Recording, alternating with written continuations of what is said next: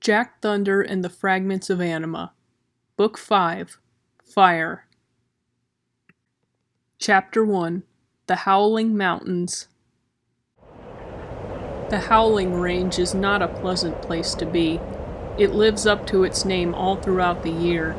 Even in the summer, freezing winds blow throughout, blanketing the land in snow and threatening to freeze anyone who isn't a fire elemental solid. And in the winter, well, let's just say that two kitsune traveling through were learning just how dangerous the mountains could be. The elder, a red-furred kitsune with a white, fox-like muzzle and 3 tails, wiped her jade eyes. Even though she was all decked out in fur, the chilling gale threatened to take her eyesight as it blew fresh frost into her eyes. She just needed to hold on for a couple more minutes. They would be arriving at their destination any day now. "I see it! It's right up ahead!" the younger shouted over the din. Her fur was opposite her elder's. She had white fur with a red muzzle and 2 tails, if you don't count the red foxtail of hair cascading from her head. The red kitsune opened her eyes. Before her was a valley cradled in the middle of the fierce mountain range. It was warm and balmy, the exact opposite of the land they found themselves in now. Miles and miles of green met their eyes. "Good eye, Kirami." "Are you sure we'll find it here, Altairia?"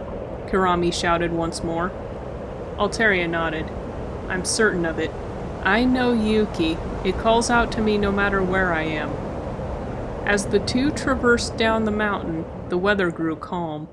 Here, Altairia could sit and watch without fear of her eyes freezing shut. Eventually, the howling wind of the mountains gave way to the soft screams of cicadas and other tropical insects. Altairia sighed and shrugged off her now snow-caked furs.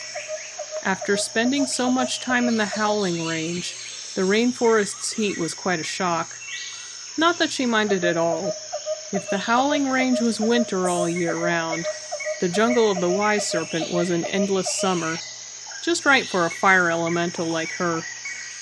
Kirami sat next to her as the two rode their way eastward through the jungle.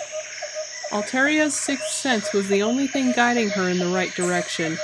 It was impossible to see anything in the brush. Just a wall of trees and vines. She may as well have been in a labyrinth. Kirami, for her part, was fixated on the canopy above them. She didn't want to be caught unawares by a venomous snake falling from a tree branch into her lap. Eventually, they got to a spot where they could see what they were looking for. Through the thick leaves and vines, they could faintly make out the top of an imposing volcano. They both knew what this was. Mount Inferno. Altairia bit her lip. Mount Inferno was no ordinary volcano, you see. Buried underneath the mountain was a prison housing the worst and most dangerous criminals Altairia has ever known. And guarding it was none other than the lava dragon Grimhide. As tall as a mountain and as ruthless as he was steadfast, he ensured that none of the prisoners even thought about escape while he was there. Why would they, with him as the warden? "Altairia, does Mount Inferno always smoke like that?" Kirami asked. She had seen the volcano a few times before, but it wasn't an active volcano, was it?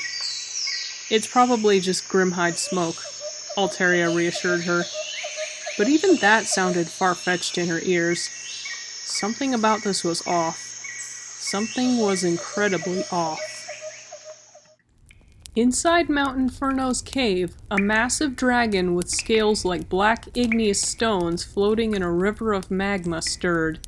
Its wings stretched, lighting up the entire room with their wildfire glow. Grimhide lifted his head off the floor of the cave. He awoke to yet another morning in the mountain. A lesser being would not have opted to live here. Just below him was a menagerie of villains of all shapes and sizes, waiting for their chance to strike.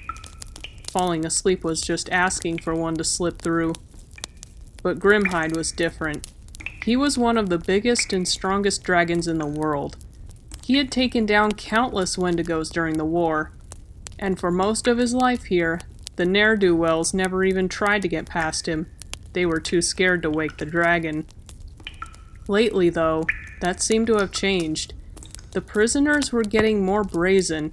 It had only been a handful, but his two whelps, Goliath and Gilgamesh, had brought back 3 of them last week. Probably got out while he was sleeping. And this week? Well, he groaned and shook his head, standing up to make his way to the cave entrance. Stepping outside, he looked up and saw the top of Mount Inferno belching black smoke. He narrowed his eyes. Mount Inferno was a volcano, yes, but it was an extinct volcano. It shouldn't have been smoking at all. And the color was not of ash, but of... He flew upwards to get a closer look at it. Up close, it definitely looked like ash. Ash that was close to the color of soot. But it wasn't soot. Looking even closer, Grimhide could see that the so-called ash was more like thousands upon thousands of tiny black blobs of ink. A lot like... Before Grimhide could inquire this more, he heard a crash from down below. Another band of prisoners had escaped out the front entrance. He grunted before chasing them down. Another day, another escape. After he was gone, a pair of blood-red eyes emerged from the smoke. Those eyes watched Grimhide as he flew after the escapees. For such a formidable creature, he sure was easy to distract. The figure in the black sighed in relief. If getting Grimhide out of the way was this easy, then the rest of its plan just might work out.